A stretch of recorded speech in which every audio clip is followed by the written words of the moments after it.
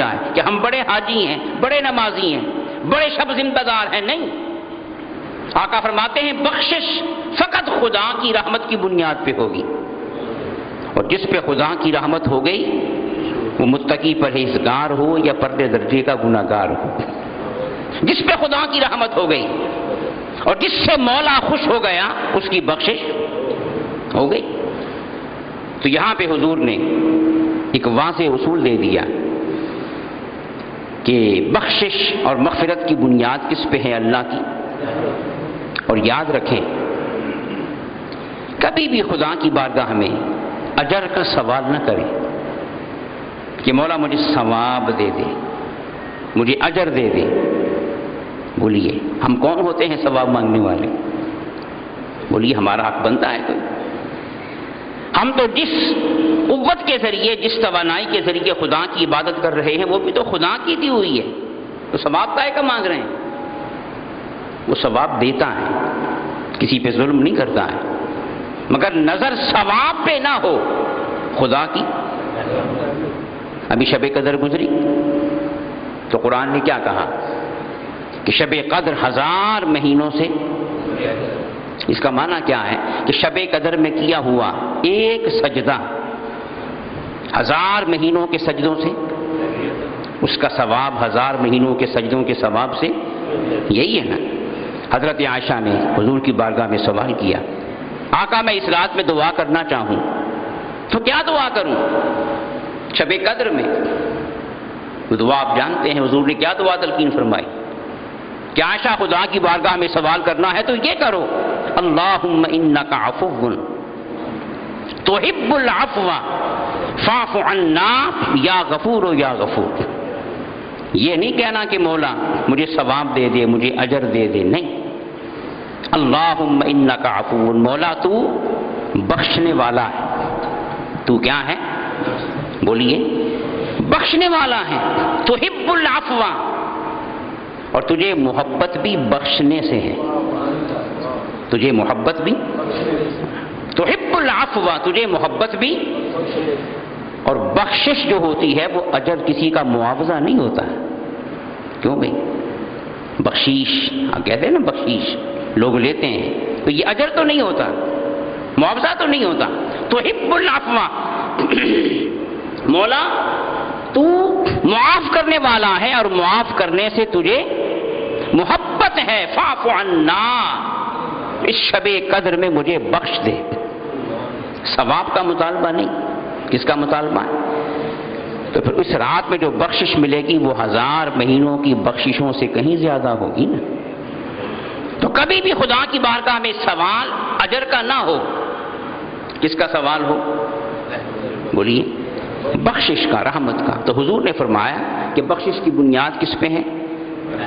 مجھے بولیں، معاملہ سیدھا کر دیا کہ کچھ بھی کرو، کچھ بھی کرو، سب کچھ لٹا دو خدا کی بارگاہ میں، مگر نگاہ کس پہ ہو؟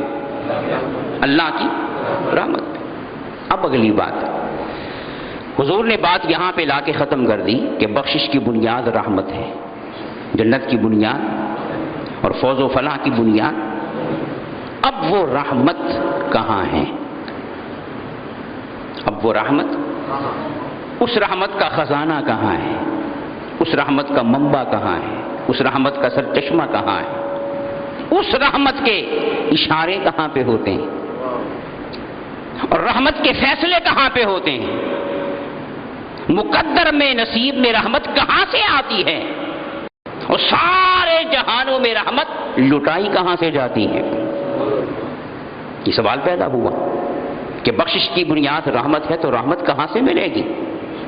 تو پھر مولا فرماتا ہے، اس کا جواب مولا دیتا ہے کہ وما ارسلناک الا رحمتا للعالمین. اے محبوب ہم نے آپ کو نبی بنا کے بھی بھیجا ہے، رسول بنا کے بھی بھیجا، پیغمبر بنا کے بھی بھیجا، رہبر بنا کے بھی بھیجا، بشیر و نذیر بنا کے بھی بھیجا، داعی الی اللہ بنا کے بھی بھیجا. ساری شانیں عطا فرمائیں، مگر ان ساری شانوں پر جو شان سب شانوں پہ حاوی ہے، بھاری ہے، اور جس شان کا جلوہ تیرے زندگی کے ہر شعبے میں ہے، ہر شان میں ہے، وہ شان کیا ہے کہ رحمت للعالمین، کہ سر سے لے کر پاؤں تک تیرے پورے وجود کو صرف مکے والوں کے لیے نہیں، مدینے والوں کے لیے نہیں، زمین والوں کے لیے نہیں، فقط آسمان والوں کے لیے نہیں، بلکہ للعالمین، محبوب جہاں جہاں تک میری خدائی کا فیض جا رہا ہے وہاں وہاں تک رحمت تقسیم ہو رہی ہے، تو کہیں اور سے نہیں جا رہی، یہ سارے تیرے پیکر کا فیضان جا رہا ہے، رحمت للعالمین۔ حضور کی ذات کو اللہ نے مرکز رحمت بنایا، تمام، بولیے تمام۔ اس آیت پہ ذرا غور کریں، یہاں پہ یہ نہیں فرمایا کہ تو رحمت فرمانے والا ہے یا رحمت کی خبر سنانے والا نہیں، بلکہ فرمایا کہ رحمت للعالمین، تیرے وجود کو ہم نے تمام جہانوں کے لیے رحمت بنا دیا۔ تیرا وجود خود کیا ہے؟ بولیے رحمت۔ تو صرف رحمت فرمانے والا نہیں بلکہ خود کیا ہے؟ خود رحمت ہے۔ ایک مثال میں دیتا ہوں، کسی کو پیاس لگی ہو، وہ کسی سے کہتا ہے کہ مجھے پانی دے، اس کے پاس پانی ہے، وہ پانی کا مالک ہے، اس کے پاس پانی کا خزانہ ہے، گھر میں رکھا ہوا ہے۔ اب وہ پانی کا مالک تو ہے، پانی پلا بھی سکتا ہے، مگر وہاں تو اس کے پاس پانی منگوائے گا نا، تو پانی آ بھی سکتا ہے، نہیں بھی آ سکتا، دونوں امکان ہیں۔ اگر پانی آ گیا تو پلا دے گا، نہ آ سکا تو اس کی پیاس نہیں بجھے گی۔ اور اگر پانی خود وہاں پہ موجود ہو، پانی خود وہاں پہ موجود ہو، اب وہ کسی کا محتاج ہے، بس لب لگائیں اور پانی پی جائیں، پیاس بجھ گئی۔ تو پانی کا مالک ہونا اور شے ہے، پانی ہونا، بولے پانی ہونا۔ میرا مصطفیٰ صرف رحمتیں بانٹنے والا نہیں اور خدا کی بارگاہ سے رحمت لے کر دینے والا نہیں، رحمت للعالمین، میرا مصطفیٰ خود رحمت ہے، خود رحمت ہے۔ بس جہاں سے مصطفیٰ گزر گئے، جہاں مصطفیٰ آ گئے اور جہاں مصطفیٰ کی نگاہ پڑتی گئی اور جہاں جہاں مصطفیٰ کے قدم لگتے گئے، سمجھو وہاں پہ رحمتوں کی بہار آتی چلی گئی۔ اس لیے کہ حضور نے فیصلہ کر کے رحمت منگوانی نہیں، حضور خود رحمت ہیں، بولیے حضور خود رحمت ہیں۔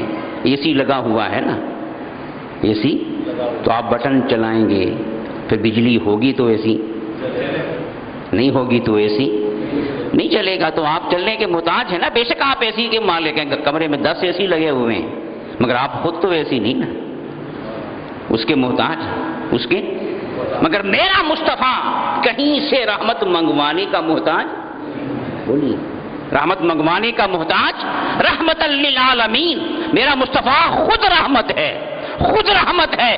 بس جو مصطفیٰ کے قدموں میں آ گیا، خدا کی قسم وہ رحمتوں کے سائے میں آ گیا۔ اس لیے مولا فرماتا ہے کہ ما کان اللہ لیعذبہم وانت فیہم۔ اس آیت کا ترجمہ کیا ہے؟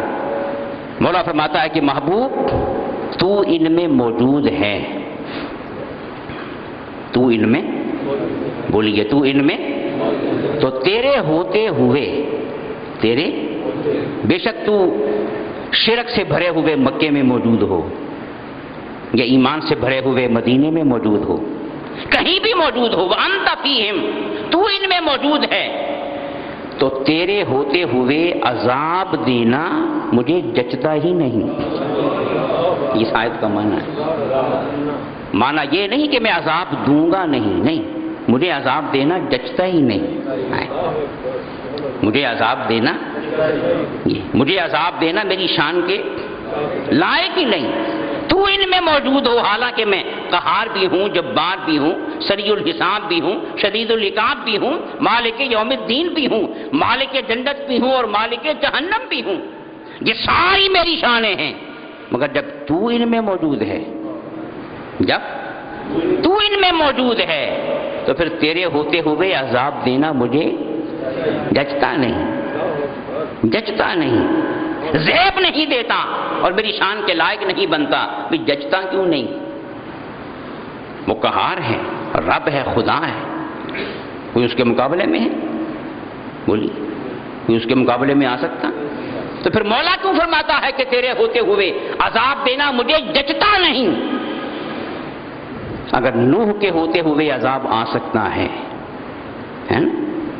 زکریا کے ہوتے ہوئے عذاب آ سکتا ہے، یحییٰ کے ہوتے ہوئے عذاب آ سکتا ہے، ہود کے ہوتے ہوئے عذاب آ سکتا ہے، موسیٰ اور عیسیٰ کے ہوتے ہوئے عذاب آ سکتا ہے، تو حضور کے ہوتے ہوئے عذاب کیوں نہیں آ سکتا؟ اگر وہ نبی تھے تو حضور بھی نبی ہے، حضور رسول تھے تو وہ بھی رسول ہے، تو پھر یہ فرق کیوں ہے؟ فرق صرف یہ ہے کہ وہ صرف نبی تھے، وہ صرف بولیے، وہ صرف پیغمبر تھے، اور آمنہ کا لال صرف پیغمبر نہیں ہے، سب جہانوں کے لیے رحمت جو ہے۔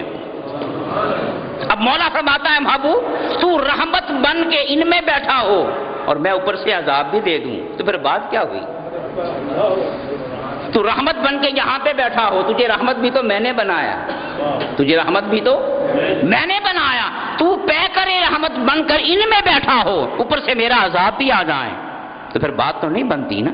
تو ما کان اللہ لیعذبہم وانت فیہم، تیرے ہوتے ہوئے عذاب دینا مجھے جچتا ہی نہیں، اس لیے کہ حضور کی ذات خود کیا ہے؟ بولیں حضور کی ذات خود کیا ہے؟ رحمت ہے، اور رحمت بھی للعالمین، تمام۔ اب دیکھیں مولا فرماتا ہے کہ الحمدللہ رب تمام تعریفیں اس اللہ کے لیے جو سب جہانوں کا رب ہے، اور حضور رحمت حضور رحمت ہیں سب، خدا رب ہے سب، وہاں بھی عالمین اور یہاں بھی۔ کیا اس عالمین میں اس عالمین میں کوئی فرق ہے؟